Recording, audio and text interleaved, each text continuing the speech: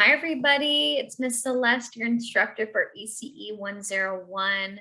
We are now in a part 11 in week 3. So again, we are more than halfway through the course. So that's really exciting. And I'm really proud of all the efforts and time that you're putting into learning with me.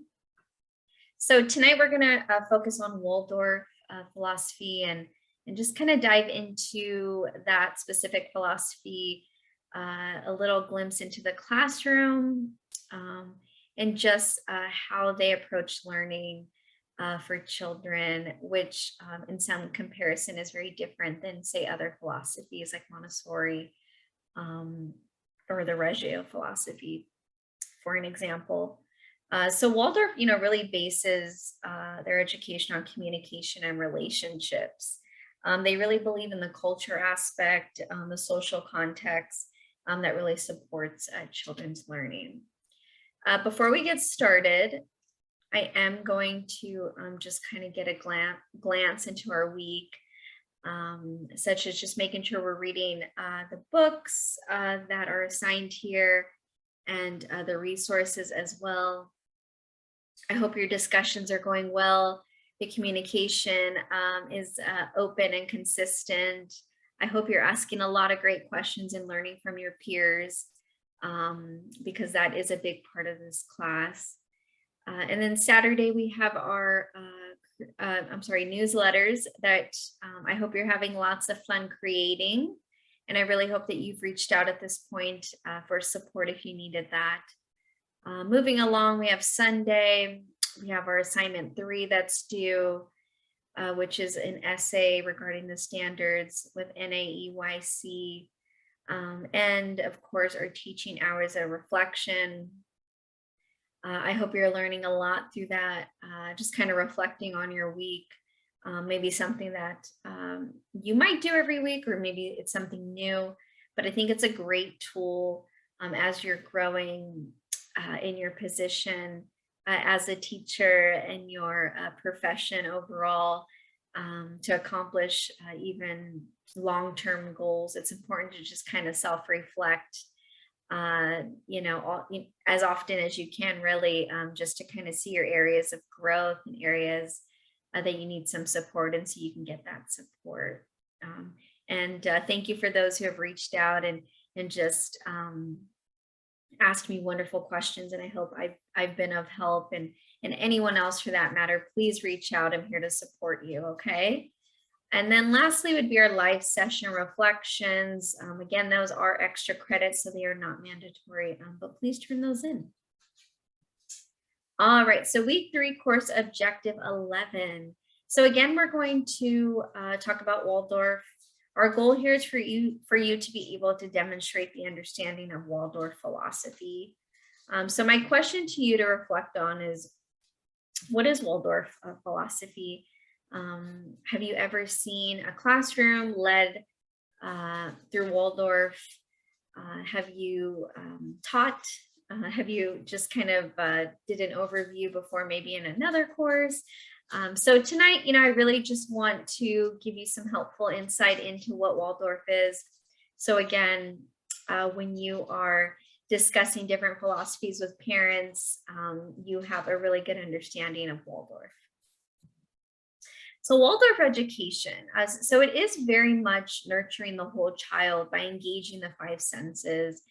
They really have a really hands-on approach. They really love to emphasize, the experiences that children, be able to explore in a social aspect, to learn new things. The teacher usually stays with the same children for several years. So in comparison, let's say, to Montessori, you definitely will see that as well. That building upon that mixed age group too, in some sense, is really important. Free play with natural materials such as wood, leaves, shells, dolls, silk scarves, is something that really fosters the child's imagination. really, they really want to encourage the group play in their environments as well.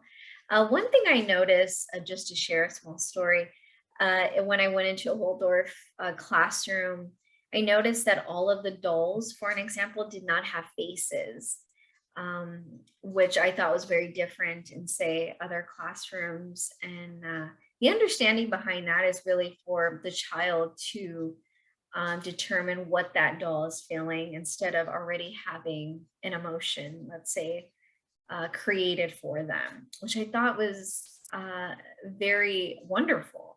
And so the child was going to express, say, what that doll is, say, feeling or doing in different moments. And I definitely had never heard that before in a classroom. So that was something I really took away from that experience. And then moving along here, so Waldorf schools really encourage environmental and outdoor purposes. So schools are always encouraging the outdoors. They love to spend lots of time outdoors and playing and socializing and just getting to know nature. And that is something that they really love to do. They really want to encourage children, to again play and be social and stay away from, let's say, electronic toys or anything electronic, phones, computers, things like that, because they really want them to spend their time with others, away from, say, screen time and things like that. So typically, sometimes at a Waldorf school, you will sign, let's say, a contract of no television time, for an example, that you're going to commit to, say, less time or no time for that matter, depending on the school. So they really do stress that in their policies as well. So if you are choosing, say, a Waldorf school for your child, you really have to consider a lot of different elements, especially in your home, that you do have to change as well. And there's really wonderful meaning behind, not having so much TV time, of course, as we don't want to encourage, right? We want to encourage, the parent involvement aspect and children, being outside and doing things with their family versus just sitting in front of a TV. So I definitely see the reasoning behind it. I've just never seen a contract with television being a topic. So that was different to see as well. And also just, Waldorf preschools and kindergartens emphasize creativity and imagination over academics. So they don't stress so much about the academics portion, but yet getting children to use their imagination. So that is somewhat different in some environments in understanding what their focus is. This is just a brief overview of just what a second grade curriculum looks like. So just to kind of touch on a few, so they have literature, language arts, math, science. They always have a foreign language in all grades. They do a lot of movement and music and theater and art and also hand working. So they really do a lot of like sewing and knitting and again, depending on what the activity is for that day. They really incorporate a lot of imagination and creativity in their lesson plan and curriculums throughout the children's learning. Waldorf, approach is really about educating all of children, understanding the world and cultures. They really want to talk about different, religions and not really specifying one specific one, but yet just kind of share what we all, represent in different cultures and just the world that we live in. There is a spiritual dimension to their approach as well. Again, it's not necessarily religious, but there is a lot of talk in songs relating to the spiritual sense. So again, going into Waldorf, that's something that you definitely have to be supportive with if you were a teacher, say, in that environment. And you really have to kind of believe from that sense, because they're a strong believer that the spiritual part.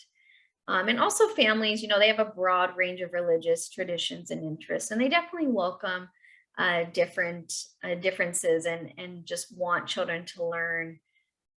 Again, referring to everybody and how they do things, because it's not all the same. And just some little, comparison. I'll just kind of name a few in comparison to Montessori and a Reggio, because we just spoke about Reggio. It's Montessori is really created for parents. Reggio is created by parents. Montessori really believes in the universal child of the world, where Reggio believes children demonstrate their understanding based on specific cultures. Montessori is strict developmental stages, where Reggio is against set developmental stages. So again, there are many differences, and say now referring to Waldorf, just because we did speak about Montessori in another clip. In another clip, we did Reggio as well. Waldorf again is about the spiritual, about the social, about the creativity, the imagination. Not to say that Montessori or Reggio is not that, but their main focus in Waldorf is that. And I guess my point here is that there's so many approaches to learning, and what's most important is choosing the one that best fits your inspired vision as a teacher and allows you to teach from the heart. So you have to find what philosophy really fits your purpose and beliefs and meaning, because when you are in the classroom, it is important that you follow whatever that philosophy is. Because I just been, a quick story, I've just been in many environments that in different philosophies, say Montessori, Reggio, Waldorf. Obviously I spent most of my time in a Montessori environment. I just have been, with teachers that don't necessarily believe in the method. And so that reflects in their teaching and their approach and how they guide children. And so that kind of moves away to what we're doing right in our environments if we're not following the philosophy to the fullest. So I just want to really encourage you to kind of dive deep into what philosophy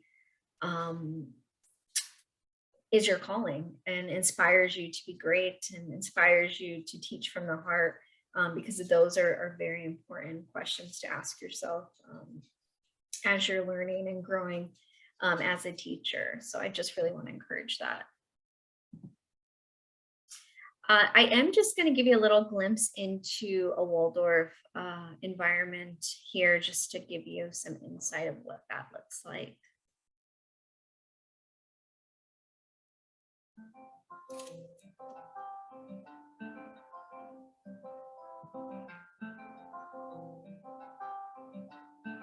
There's nothing more important than educating children.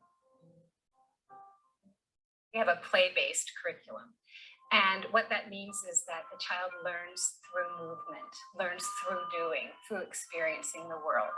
And so because of that, we try and create the most beautiful world and environment for them to explore. So we're looking for developing in the child a sense of balance, a sense of movement, a sense of touch, and a sense of life. And we're really developing that and giving them activities that will cultivate that. So we're looking at their large motor skills, their fine motor skills. We're looking at their social skills, their emotional skills, and their cognitive skills. And we're giving them experiences that integrate and cultivate and develop those skills all at the same time. I remember in kindergarten and first grade that coming to school was always a pleasure. It was something I looked forward to. I enjoyed the activities. I enjoyed my classmates. I remember those days as being very rhythmical. We did the same thing, almost every day. And so there was a lot of comfort in that. It felt really safe and happy when I arrived at the school, and it was very magical. What we try to do in the Waldorf School and Waldorf Education in general is to welcome the children into life. They're met in the first meeting at the school by their kindergarten teacher, and the world is good. Through their interactions with their classmates, experience social development, and they play.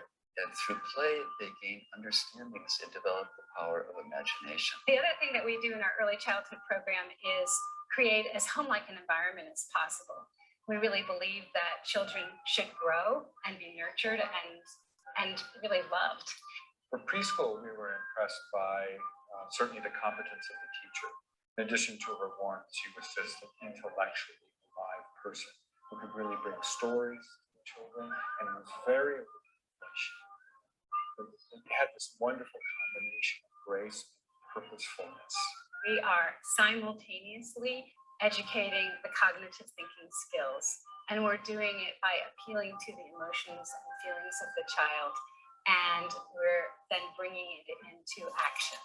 We're also really working with them, crossing the midline and activating both their left and right brain, and doing that together, doing very conscious, intentional exercises that develop both fine and large gross motor skills that will then become flexible thinking in their high school.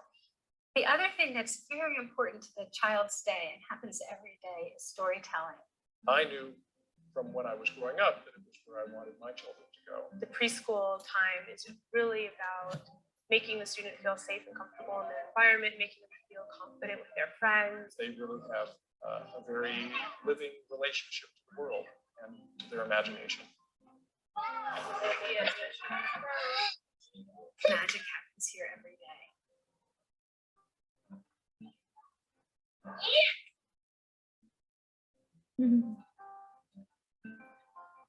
So that was just a brief, just kind of inside a classroom, a Waldorf classroom. And, the biggest takeaway, from this video is just really understanding the social aspect, the social development that Waldorf schools emphasize and support, learning through play, and just really have purposeful, interactions and learning that's happening all throughout the day. And I think it's just very magical to watch. Lastly, I just want to say thank you. I hope that video was really some insight into the classroom and what it looks like. I mean, there's so many other videos out there that you can kind of dive into and see,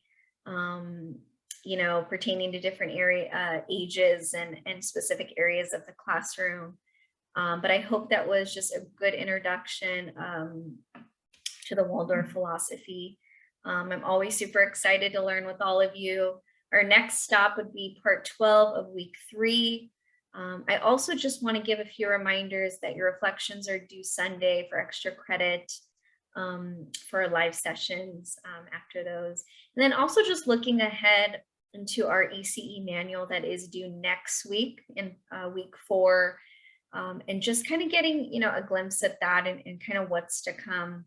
A lot of those areas we would have done throughout the week, so please don't feel overwhelmed, but yet excited to kind of create your manual that's going to help you in your classroom. Okay, until next time, I hope everyone has a great day, and please reach out if you have any questions. Okay, all right, bye-bye.